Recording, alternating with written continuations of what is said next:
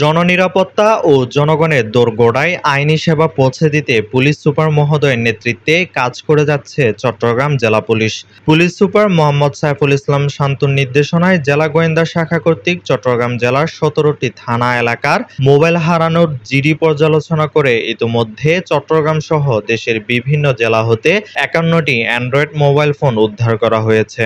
প্রকৃত মালিকগণ তাদের হারিয়ে যাওয়া মোবাইল ফোন ফিরে পেয়ে অত্যন্ত আনন্দিত হন এবং জেলা পুলিশের প্রতি ধন্যবাদ ও কৃতজ্ঞতা জ্ঞাপন করেন।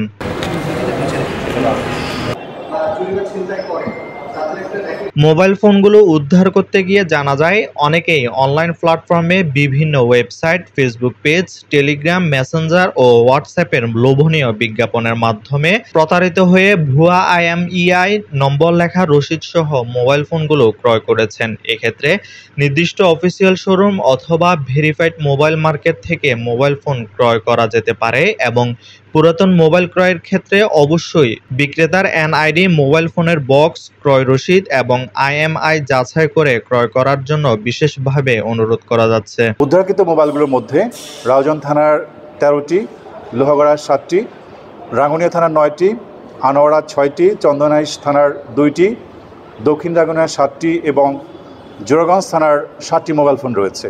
মোবাইল ফোনগুলো প্রকৃত মালিকগণ যারা আছেন তারা পেয়ে পুলিশ সুপার মহোদয়ের নির্দেশক্রমে জেলা গোয়েন্দা শাখা কর্তৃক অস্ত্র উদ্ধার, মাদক উদ্ধার এবং গুরুত্বপূর্ণ মামলার আসামি গ্রেপ্তারের পাশাপাশি হারানো বা চুরি হওয়া মোবাইল উদ্ধারজনিত কার্যক্রম অব্যাহত থাকবে। Desk report, Chattogram news.